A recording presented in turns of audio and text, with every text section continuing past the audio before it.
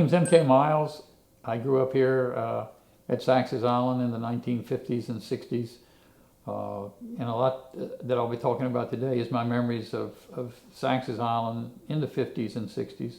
I'm 75 years old now. So I want to talk about this in 3 blocks. The first block is going to be about this Saxis Island Museum, where we're at today in the old Crockett store, how it came to be the museum and how we restored it. The second block is going to be the history of Saxis from 1608, when John Smith sailed by here on his trip out of Jamestown up the bay. And the last section is going to be about the impacts of sea level rise on the Eastern Shore in general and about Saxis Island specifically. So as far as the Crockett store goes, where we are now, our little museum here, growing up as a kid here at Saxis, this was the Crockett store. I came in here as a kid and bought, daily groceries. There were no Walmarts in the area at the time, and so everybody was still shopping at Saxis. There was like 10 of these little country stores here on Saxis, and everybody just walked to the one that was closest to them. So fast forward, after college and working for the Army Corps of Engineers for 35 years and working in D.C., I returned to my boyhood home here at Saxis. I live in the house I grew up in 2008, and by 2010 we're spending a lot of time here. And so my cousin Barry Miles and I had worked on the history of Saxis and our family histories for years. So by 2010 or 2011 we were ready to write a book about the history of Saxis. And as we started that process, we realized we weren't writers. We just had collected a lot of information about the town. So we asked a friend of ours, Reverend Kirk Mariner, who was a retired Methodist minister. He then lived in Anancock, which is about a half an hour from here. And he had written like 8 or 9 little history books about the Eastern Shore. He wrote one about the history of Tangier Island in the Chesapeake Bay. He wrote one about Chincoteague Island over on the seaside. And so we asked him why didn't he finish the series of islands and do a book about the history of Saxis. So after a lot of persuading, we convinced him to do that. And he started on the book. And by 2011, we had this book published, or Kirk did. It's called The History of Saxis, Almost an Island. And that was in 2011. So after the book, we had a little thing at the firehouse. Maybe 200 people came and we talked about the history of Saxis, and people in Saxis bought the book. And then first thing you know, somebody's asking us, why don't we start a museum on Saxis? So in 2011 and early in 2012, we put together a little committee to try to talk about setting up a museum. And we got our charter and we got our certifications from the IRS, and on paper we were a museum, but we had no home, we had no building. So we thought about this building as a place for a museum, but it was really in terrible condition. It was just being used for storage. So we had an appraisal done on this building by an assessor, and he came over, measured it, took pictures of it, wrote up a report, charged us for that, and we said, well, that's good, we know what it's worth and about how much it would cost, and we don't have the money, so we put it on hold. But we did have a documentation of what it was like in the summer of 2012. Hurricane Sandy hits the island in October of 2012, and it's the storm of record here. 85 miles an hour winds, 3 days in a row, 10 to 15 inches of rain, and the highest tide, in my lifetime, the highest tide on Saxis. It devastated the island, but this store being on the highest land on Saxis Island, 8 feet above sea level, the tides didn't bother the store at all. But the wind and the rain tore holes in the roof, and the roof started leaking. And so by the time we started thinking about it as a museum, we thought it was over. No more chances of making this as a museum. And then one day the mayor of Saxis, Denise Drewer, got a phone call from the state of Virginia saying, that they had a grant from the National Park Service to restore historical buildings damaged by Hurricane Sandy, and asked if there were any historical buildings on Saxis Island. So it was real simple. We just took Kurt's book, mailed it to the people at the State of Virginia Department of Historic Resources, and said, look at page, whatever the page number was, where there was a 3-page story and pictures of the store in here. And then we got a phone call from the State of Virginia Department of Historic Resources that said, you qualify. The old Crockett store's history and documentation in Kurt's book allowed us to qualify for the grant.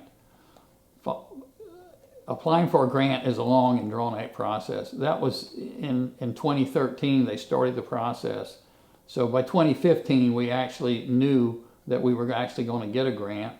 And the interesting thing was that we asked for enough money to put a new roof on the building and to replace the windows.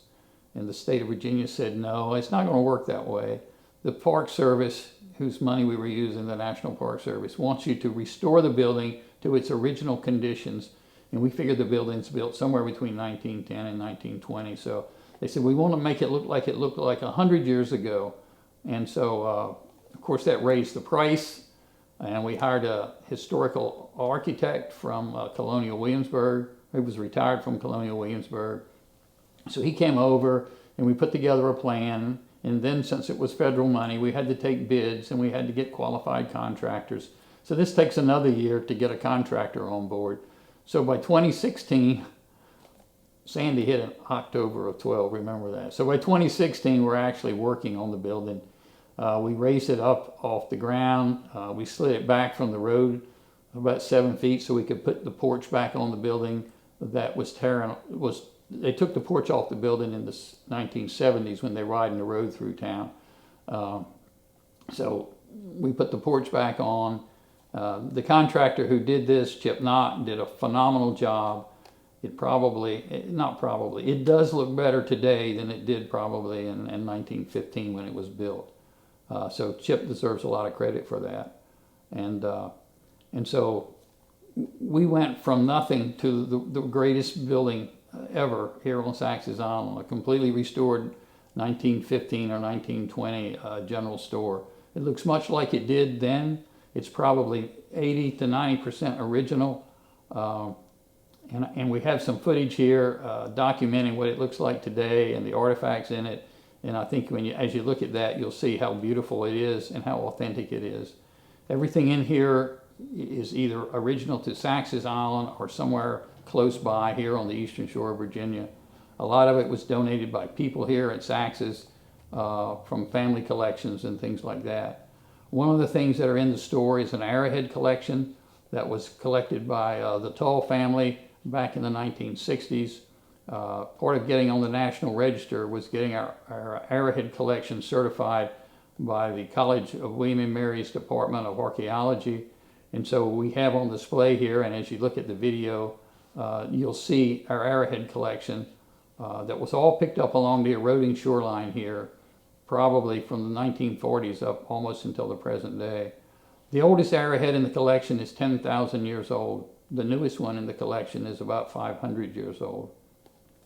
The interesting thing about the arrowhead collection is, according to the College of William & Mary, is almost none of the stone of the arrowheads were made of is native to the eastern shore. We have very little stone here, native stone, that you can make an arrowhead out of. So almost all the arrowheads in the arrowhead collection either came out of Pennsylvania or out of North Carolina.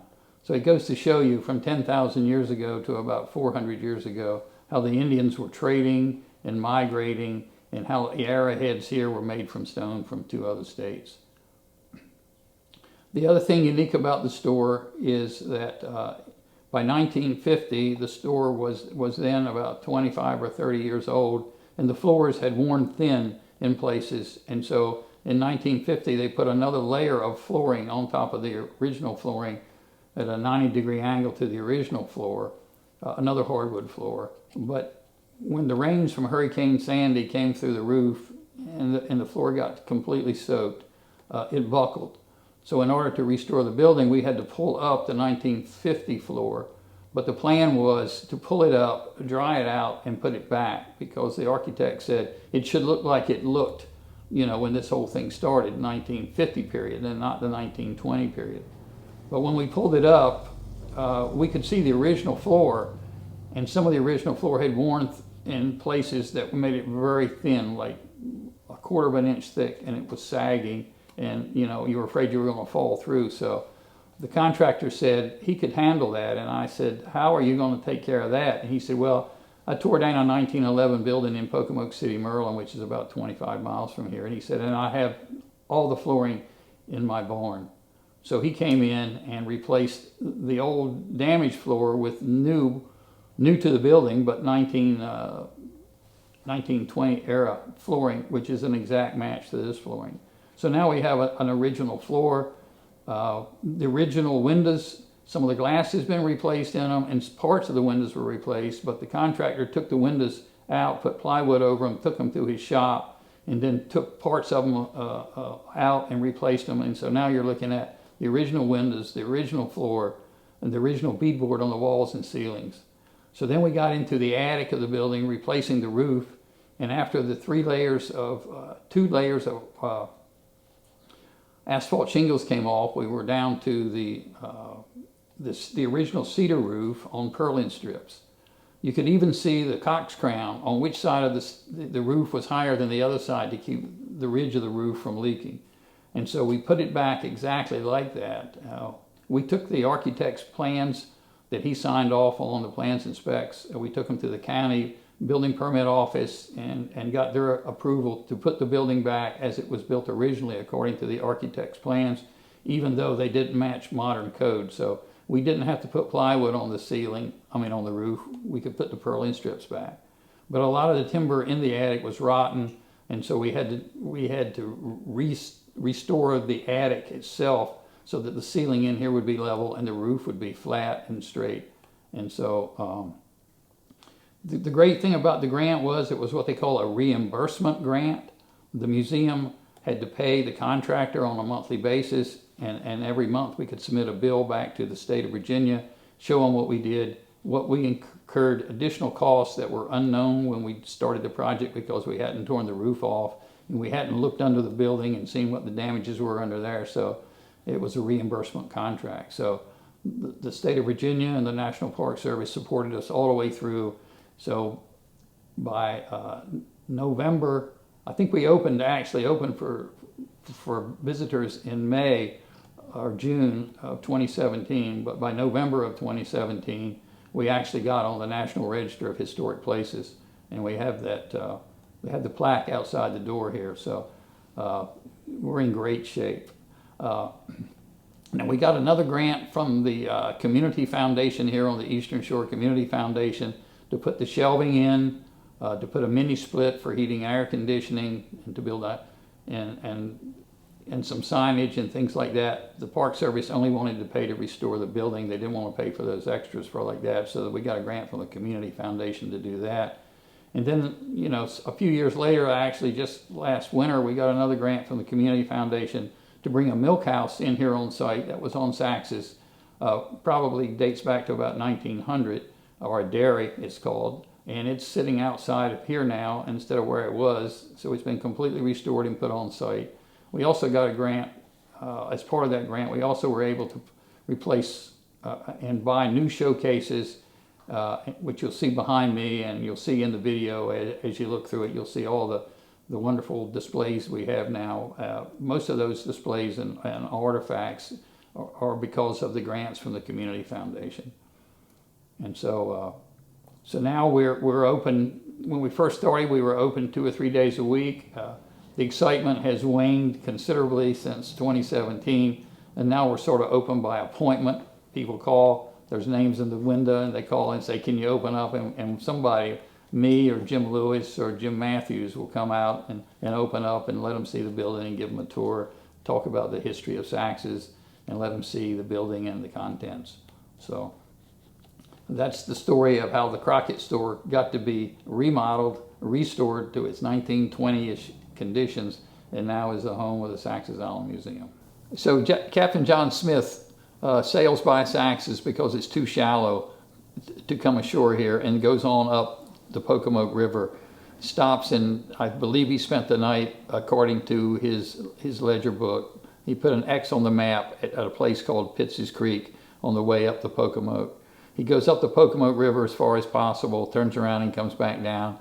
And he has to sail by Saxis again as he leaves Pocomoke River and the Pocomoke Sound to get back into the Chesapeake Bay so he could continue his trip up the bay and over to the western shore and back down to Jamestown. So we think the first English person who saw Saxis Island was Captain John Smith in 1608, but he didn't come ashore.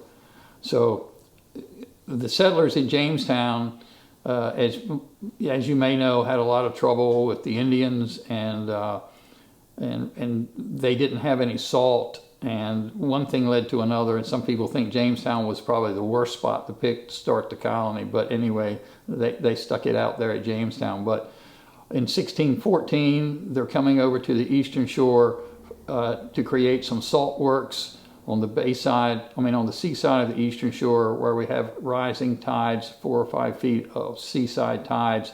And so when the tide goes out, they can start to collect salt, and as the water evaporates. So they got salt works here in 1614. By 1620, they're starting to come back more often. In 1622, there's a massive Indian attack on Jamestown. A lot of people are killed, hundreds of people are killed. And so they realize that the Indians here on the eastern shore are much friendlier than the ones in the Jamestown area. So they start to settle on the eastern shore of Virginia about 1620. And so the settlements start down in the Cape Charles area with Savage Neck. Savage Neck was named after the ensign Thomas Savage, who was an interpreter for John Smith, who spent some time with Powhatan. And so he was one of the first ones to get a land grant here on the eastern shore about 1620. I think he got a land grant for about 6,000 acres. It's called Savage Neck today, down in Northampton County. So then as they migrated up the eastern shore, starting in 1620, just so they would patent more land from the colony, who, by the way, was giving them 50 acres for every person they could transport into the colony. So it was a good way to get the folks to settle in Virginia, come from England to Virginia. And so they started patenting the land down in Cape Charles, and they worked their way north up the eastern shore.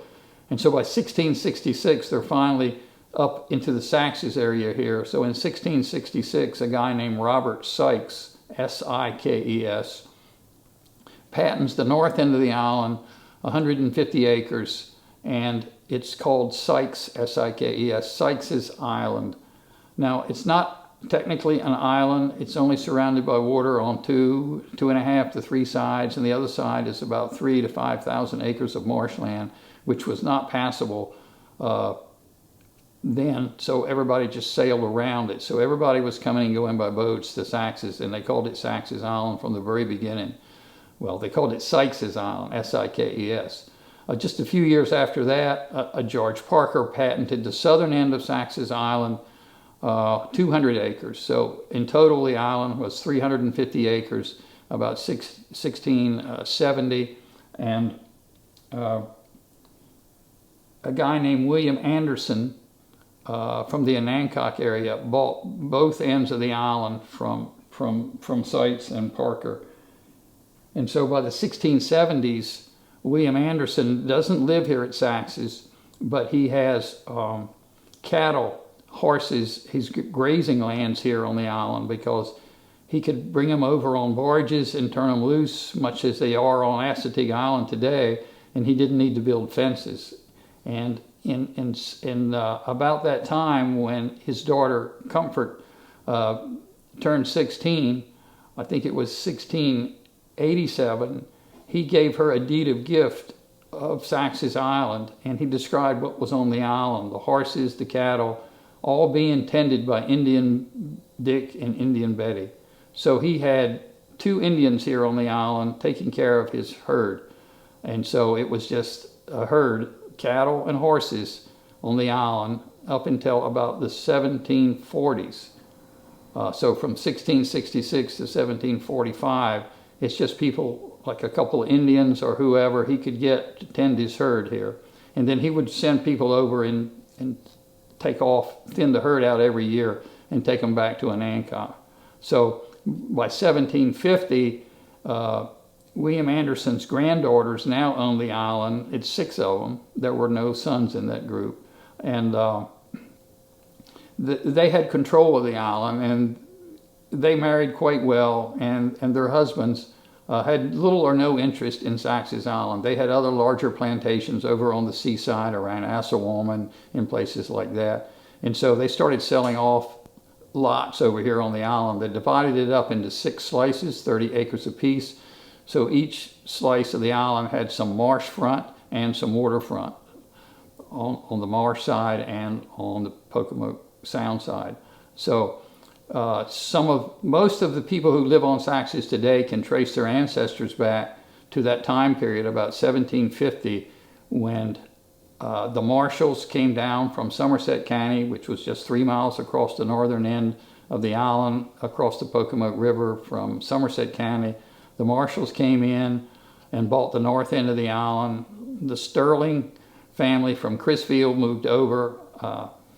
Isaac Sterling moved over and bought the southern end of the island, and then the Lewises came out of Guilford, and my ancestors, or the Miles ancestors, came in about 1800 before they got here buying land.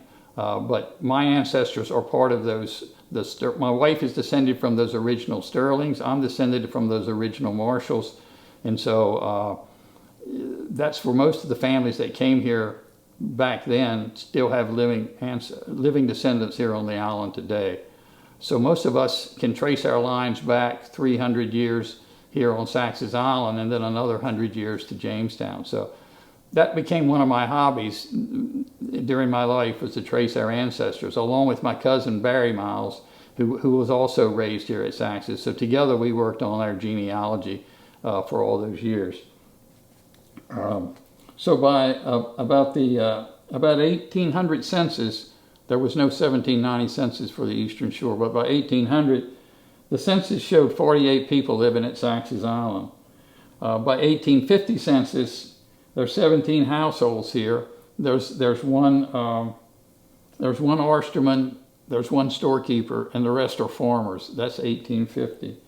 1852, the Methodists had started here. They had a first small church here, and so the first religious group here on Saxis Island was the Methodists, and they actually had a small church right here on the Crockett land, right here within eyesight of where the museum is. About 1860, half the people on the island are farmers and half of them are oystermen. And by 1870, just about everybody on the island, other than 3 or 4 storekeepers, are oystermen. So the oyster boom hit. The 1880s on the Chesapeake Bay, there's about 100 times as many oysters as there are today. And if you understand how oysters live, they don't swim like fish. They're stuck. They have to live where they attach to something solid. So the way they live is they suck nutrients through the water column through them. They suck. And that's how they live, pumping water, pumping the nutrients. And so because of that, they tend to clean the water. They're very good filters. And so the water quality on the Chesapeake Bay in 1880, I was told it was so much better than it is today. And there was 100 times more oysters than it is today. But by that time, everyone here is an oysterman. And the railroad comes into Crisfield, Maryland, which is only about 9 miles as the crow flies from here across the Pocomoke Sound in Maryland. And Mr. Crisfield brought the railroad in there earlier than they did on the Eastern Shore of Virginia. So once the railroad comes into Crisfield, the oystermen here are not dependent on just selling their oysters here locally on the island. They can sell them in Crisfield, where there's a train that can take them to Baltimore and up to the northern market. So the oysterman boom hits for Saxis, and the population starts to grow. And it peaks out about 1920, 15 to 20 here, with 625 people living here on the island, all of them being oystermen. So all those 625 people needed something, a place to shop, a place to buy groceries, and so that's why these stores started being created in the 1920s. So in 1925, we have a silent movie theater here. The museum still has the player piano that was in the silent movie theater. There's a pool hall here, stores here. It's hard to believe there was actually an article in the newspaper in the 1920s, the local newspaper, that said people actually came to Saxis on Saturday night to shoot pool and go to the movie theater. And we believe the movie theater would hold 200 people, which is sort of amazing for a little place like Saxis. The steamboat wharf was built here about 1900, and we think the storm of 33 took out the steamboat wharf. It wasn't actually built on the island. It's about 500 yards offshore of the island. It's the same problem that John Smith had. It's very shallow around the island, so the steamer couldn't pull up to the shoreline here. So they built a platform 500 yards off the north end of the island, and the steamer came in. Most everything that were sold in all these stores came in by a steamer from Baltimore. It came down, made its routes through this area, up Masonga Creek, up the Pocomoke River, and then returned to Baltimore. So a lot of the things that we bought came from Baltimore, and a lot of the things that we sold went back to Baltimore. The steamer, they said, could haul somewhere between 200 and 300 bushels of oysters in the bottom and the whole of the steamer. So it came down and picked up passengers and oysters and brought in supplies like you'll see in this store. Things that are in here, like this is a little model stove and a model kitchen stove and a model heating stove. And so people would see the models in the stores, and then they'd place an order, and then the next steamer in from Baltimore would bring them whatever they ordered. Even tombstones were brought in from Baltimore. So we also had a Baptist church that started here in the 1890s. The Furnace family from Pocomoke, Maryland, once the oyster boom hit and there was all these oystermen here with money to spend, they came down and started building stores. The Furnace family, they came in from Shelltown and Pocomoke. And so they were Baptists, so they created the Baptist church up near the current fire hall. That was the second church on the island. And then the third church was the Pilgrim Holiness about the turn of the century, 1900, 1910. So for a while, Saxis, with 625 people, had 3 churches on Saxis. In 1929, the stock market crashed, and in the 1930s, we're in the heart of the Depression. That's the first time people started leaving Saxis for jobs, and they went in 2 directions. Some of them moved to Wilmington, Delaware, to work at the DuPont plants, or they moved to down into Norfolk and Newport News to work in the shipyards. Also, in the late 1920s, these Chesapeake Bay buy boats. This is a model of the one my grandfather had made in 1929. It's 65 foot long. It would hold probably 1,500 to 2,000 bushels of oysters. But the model you're seeing here today is, in this picture, or what you're looking at now on camera, is the way the boat looked during World War II. In the 1940s, it was converted to the Coast Guard Reserve, and my grandfather was commissioned into the Coast Guard as well as his boat and his 2 sons. So this boat in the 1940s sailed up and down the Chesapeake Bay looking for German submarines. So when the war was over, that ended, and they painted it all white again. It was painted battleship gray for the war. And then it went back to hauling produce. It would haul watermelons and potatoes to Baltimore in the summer, and it didn't just get them from Saxis. It moved up and down the eastern shore. It stopped in at Davis Wharf, down in lower Accomack County, and places like that to pick up produce and carry to Washington. And my mother, who was born in 1919, remembers going to Washington on her dad's boat, and her cousins, her girlfriends and cousins would go with them on the boat. And while he was at the 14th Street Bridge in Washington selling watermelons and potatoes, they would walk up to the mall and tour the Smithsonian Museum. So hearing her tell me about life growing up on Saxis and how the life changed because of my grandfather's Chesapeake Bay boat.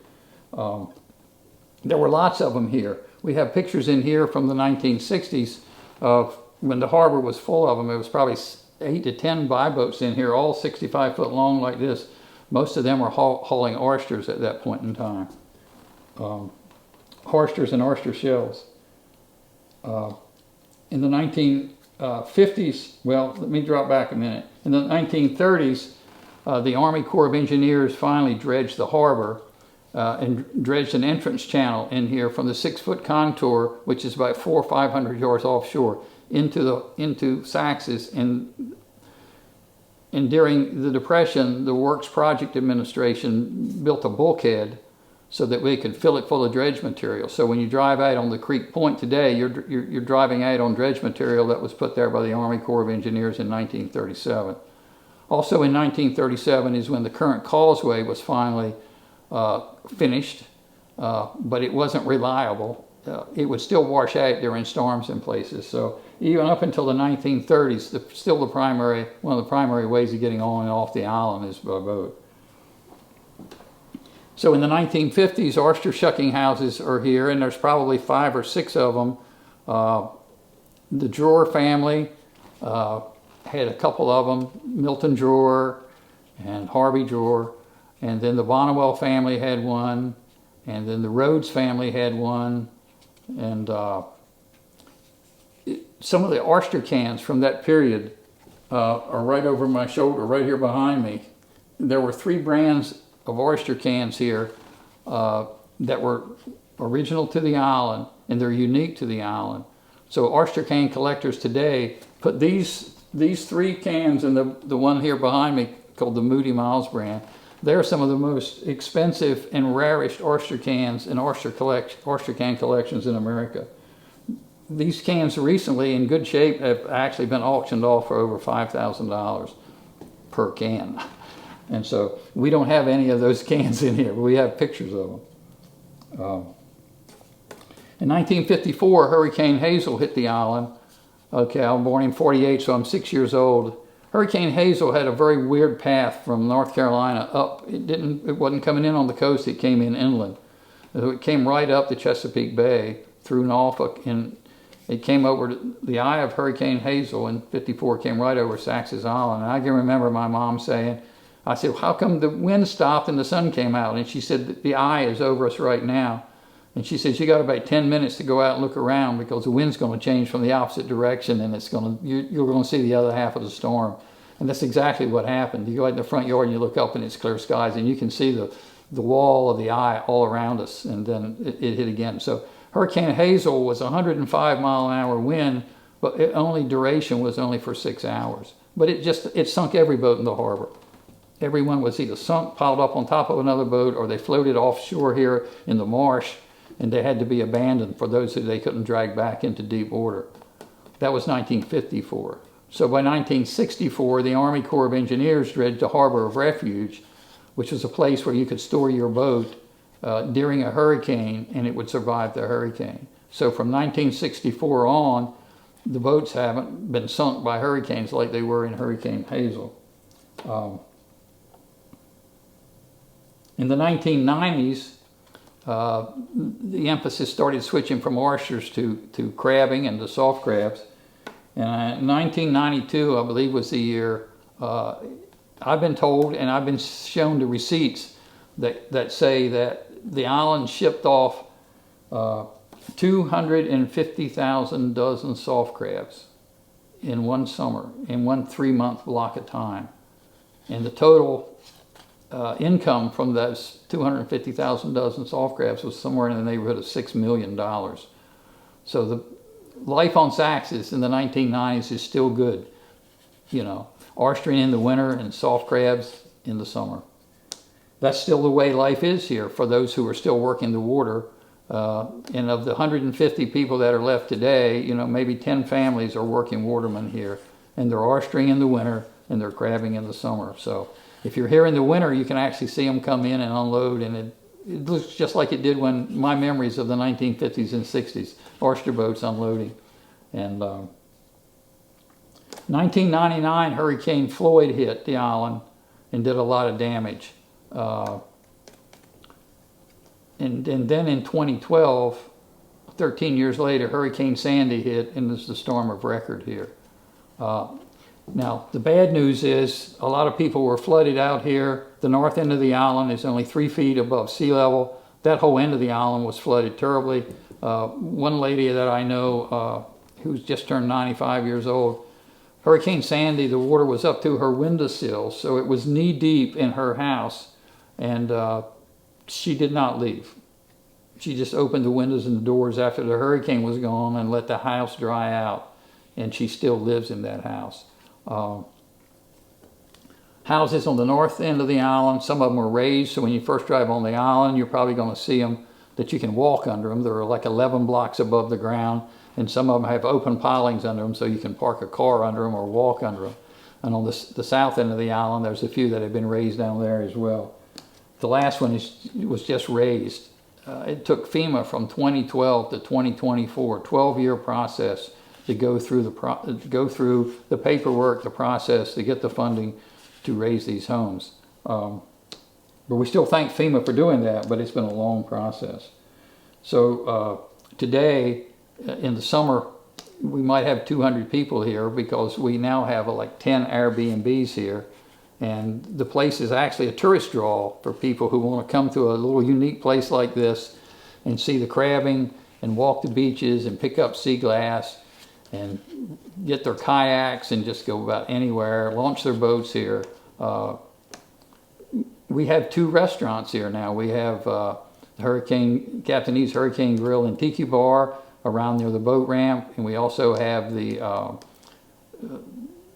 Sunset Cafe right at the creek point. There's been a restaurant there for a number of years, but it keeps changing hands. So they recently opened about a year ago, and so we have 2 restaurants available here now for tourists. And the people who come to the Airbnbs really like the convenience of having restaurants here in town. So the other interesting thing is, actually, when we applied for the grant back in 2014, we had to document the island in terms of real estate, and there was, I forget if there was like 180 tracts of land over here, and 52% of the tracts of land on Saxis were owned by people from Pennsylvania and New Jersey and Delaware and Maryland, everywhere but Saxis. And then the other 48% were owned like people like me, like Saxis. And then when I retired and moved back here around just before Sandy, because when Sandy hit, we were remodeling the house I grew up in when Sandy hit. And at that time, I think I made a list of about 8 people, including my next door neighbor, who were living in the house they grew up in. I was living in the house I grew up in. My next door neighbor was too, and I think we went through town and added up about 10 people that I grew up with, and we're all living in the house that we grew up in. But that's 10 out of 200. So the island is a mixture now of the come-heres and the originals families. And the come-heres are quite nice. And most of them have done an improvement to the properties that they have bought here. So we're doing pretty good. It's a lot different than it was. People that live here now either telework, they work at NASA Wallops, they work at the poultry plants of Purdue and Tyson's, and so it's an interesting little community that looks much like it did in the very beginning. I think Tangier is a lot more popular tourist attraction than Saxis. I knew a guy named Neil Kay who came to Saxis by helicopter on and off for a few months, and then he went to Tangier and started at Tangier, and he started the actual, he's from New Jersey, he started the actual Tangier Museum, which is still going, but he left Tangier. But I asked Neil once, I said, why didn't you start a museum at Saxis? Why did you pick Tangier? He says, well, you know, Saxis has a road in and out of there now, it's accessible, but it's a lot more isolated than Tangier. He said there's more tourists coming through Tangier in the summertime than ever come to Saxis. So Saxis has this unique thing about being isolated because we're 15 miles off Route 13. It's hard to get in and out of here, and some people have never been here that actually live on the Eastern Shore. I'm still amazed at the number of people that walk in the door and I say, where are you from? And they'll say, well, Exmoor, which is an hour drive south of here. And I go, well, haven't you been to Saxis before? They said, no, we always wanted to come. And they finally made it. So that's the end of part 2. Part 3 is going to be about sea level rise. Okay, we've moved to the back of the museum now, and behind me you see a little bit of what life was like on Saxis, Virginia in the past. The skiff here was built around 1975 out of pine. It looks like it leaks like a sieve, but if you put it in the water for 2 days, it swells right up and it's watertight. My father-in-law, Bradford Hall, who's pictured in that boat behind me, he made this, and it stayed in a museum selling decoys. It was just a prop to sell decoys on in Chincoteague for about 20 or 30 years, and luckily when it went out of business, they called the guy they bought it from, they called his daughter, my wife, and said, do you want it back? And we went and got it immediately and put it in the museum. So we're lucky to have that. He also, Bradford Hall, my father-in-law, he also trapped muskrats, and you see them hanging on the wall back here. And there's actually a fox fur here. And the traps and the stretchers started out to be wooden cedar shingles, and finally they worked their way up to modern steel stretchers. His traps are in the boat. His rubber boots are here. A little antique outboard motor are here. So these are some of the things that we were able to save here in the Saxis Island Museum, a way of life. And even though this way of life was from the 1960s and 70s, but they had been trapping muskrats here at Saxis since the Revolution. We have on the wall back here a record from the Sanford Charity Ledger book from 1773, where a guy from Marshall, a guy from Saxis, Samuel Marshall, was trapping the preschool marsh out of here, 3,000 acres, and he was paying 1,611 pounds of tobacco per year to trap the 5,000 acres of land here. And so muskrat trapping, otters, whatever that's there to trap, has been a way of life here at Saxis up until probably 20 years ago. The Ewell family trapped the preschool marsh here in the 40s. They were catching 4,000 muskrats a year. They actually, in the summer, in the dry part of the summer, there was not enough fresh water for the muskrats to survive the heat of the summer, so they actually put in about 12-foot high wooden windmills at different places out there in that marsh, just so the muskrats would have fresh water to survive. And so there's another sign on the wall back here that says muskrat farming. So actually the muskrat farm was auctioned off, and eventually the state of Virginia owns it now. It's part of the Saxis Wildlife Management Area. So that's a glimpse of the past at Saxis, trapping muskrats. And some of the smaller and younger people come in here, small kids, I ask them if they know what a muskrat is, and they don't. And then I asked their parents, I said, you remember the song, don't you, that made muskrats popular many, many years ago? And they go, what was that? And I said, it was a song by Captain and Tennille called Muskrat Love. And so today, you know what the kid does? He pulls out his cell phone, Googles it, and he plays it right here, Muskrat Love. And his parents are impressed that he knows that much about the internet.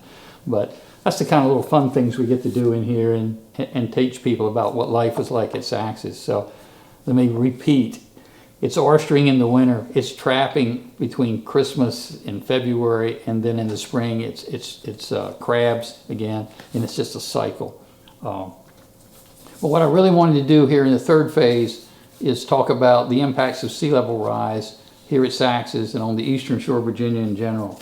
So I want to show you this graphic.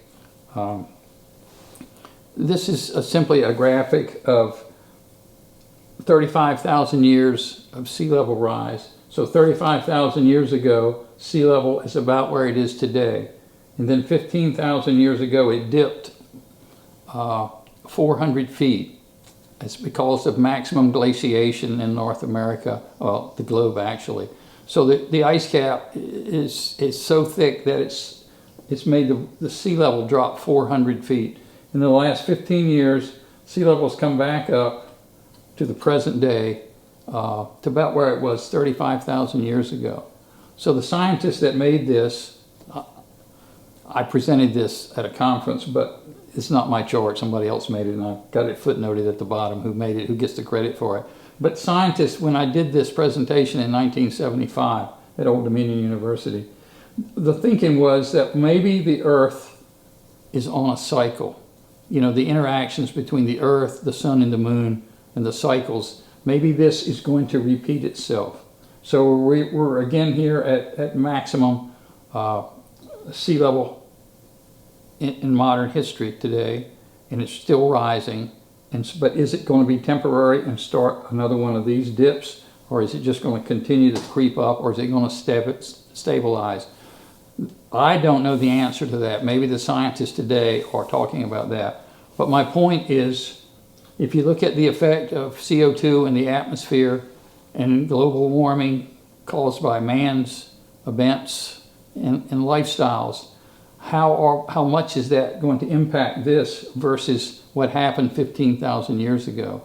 So there's no doubt that man's effect on the atmosphere is changing and causing some amount of the sea level rise, but it's not causing 400 feet of sea level rise. It's causing inches of sea level rise.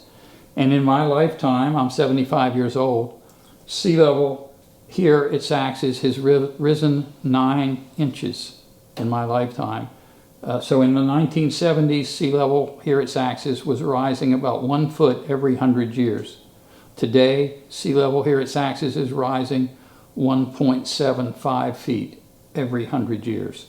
So it's, in my lifetime, the rate of rise of sea level here at this spot on the eastern shore of Virginia has almost doubled. So as a result of that, we don't have to have a hurricane to have a high tide. Here's a picture of an extremely high tide of December of 2022, about 2 years ago. This is a clear day, no hurricanes, no storms, no nor'easters, a beautiful day. And this is the causeway coming on the Saxis Island, and these are the guardrails. So instead of keeping the traffic on the causeway and from running out into the marsh, this is the water. It's about a foot deep all along the causeway. This was filmed by the fire and rescue crews here at Saxis, who have planned for these events. They've seen them since Hurricane Sandy 12 years ago. And they know when one of these daily, weekly, monthly high tides occur, that someone on Saxis could have a heart attack, or there could be some medical emergency, and they've got to get them off the island. So they have bought, or they've acquired, I don't think they had to pay for it, but Army surplus vehicles with like 2 or 3 feet of clearance under the body of the truck to the road, so they can drive through 1 to 2 feet of water. And so what happened here in December of 22, somebody on the island had a medical emergency, and they took them off the island in the Army surplus truck, took them off to higher land where they put them in an ambulance and took them to a hospital and saved their lives. And then they're returning to Saxis, and they made this little video. This is a clip out of a video.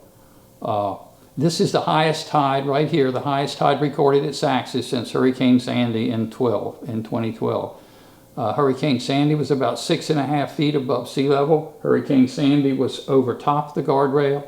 This storm here was recorded at 5.8 feet, almost a foot lower than Sandy, but still significant. When this storm occurred, when this high tide occurred, it wasn't really a storm. When this high tide occurred on the north end of the island, the low end, about 3 feet above sea level, there's a cemetery up there where the actual coffin, buried about 50 years ago, was still sealed and airtight. There was about a foot of water above the cemetery level. It caused that coffin to pop up from buoyancy, which pushed the vault cover off to the side, and the coffin popped up and floated out to the side of the grave. And that's what brought the news media over here, taking pictures of a coffin that came up due to a high tide. That drew a lot of attention, and we made the front page of the newspaper back then. So This is the worst one since Sandy, but we still have them in the 5-foot range. Not quite this high, but we still have them coming across the causeway. So if you watch the PBS special from WHRO TV in Norfolk, it starts out with a drone flying down this causeway and the causeway flooding. And that was just last fall. So it still happens. It doesn't happen every day, every week, but this kind of situation happens several times a year now. In town, that's out on the causeway, and in town, the roads look like this. And there's probably 9 inches to a foot of water right on the main road through the north end of town. And I said 9 inches to a foot, and remember what I said earlier. I'm 75 years old. Sea level's risen 9 inches in my lifetime. So as a kid here in the 1950s, we did not see this except in like Hurricane Hazel, because this wasn't happening then. The storm was not as severe. The tides were not as severe then because the sea level was 9 inches, in my lifetime, was 9 inches below what it is today. And so I have an app on my phone. The Weather Service now has a tide station. The Geological Survey and the Weather Service together have a tide station here at the harbor. It's been recording 24/7 for about the last 6 years. The readings are broadcast on the internet. I have an app on my phone where I can see how high the tide is at any moment, and I can see the predictions from NOAA telling me not only when is the next high tide, but how high the next high tide will be. Is it going to be 2.5 feet, which is normal? Is it going to be 4 feet? Is it going to be 5 feet? And so when somebody wants to come to Saxis that doesn't come here on a regular basis, they say, is there going to be a high tide today? And I look at the app and say, you're fine. The high tide today is going to be less than 4 feet, so it's not going to be across the road or across the causeway. But then I might say, but later this evening at 9 o'clock, it's coming across the causeway. So if you want to come over and have dinner at the restaurant or visit for a while, you got to leave here by 6 o'clock. Otherwise, you're going to have to spend the night, or you're going to have to drive through a foot of water. So that's what our lives here at Saxis is coming down to. Scheduling certain events, trips on and off the island around these extreme tides that are not hurricane tides, they're blue sky tides. And as far as I know, no one has left the island yet. A lot of the houses have been raised, and people are now have to climb 10 steps to get into their house, but they're still staying here because they still love the life at Saxis, the lifestyle here, working waterman. I mean, if you're a working waterman, you can't move to the city because you can't be a working waterman in the city. You got to stay somewhere like Saxis or nearby. So they're toughing it out here. They're having their houses raised. And the good thing about their boats, even in these extreme tides here, they're in the harbor of refuge that the Corps of Engineers built in 1964. It's a 75-slip marina. They can bridle off those boats, strap them in a way that they ride right up with the tide. The tide comes over the dock, over the parking lot, and the boat's up like that, and the ropes are all holding it right in place, and then it drops and it goes right back in place. So there are times during these high tides that these guys can't actually get to their boats by car. They just have to wait for the tide to go back down and then go back and check their boats. So the impacts of sea level rise on the eastern shore in general are known, and we know that it's nothing you can do except learn to live with it. And if you ever get a chance to watch the PBS show Against the Current, it's an hour-long show, and you'll see some of the impacts it's having on Saxis and other places here on the eastern shore of Virginia. That's it.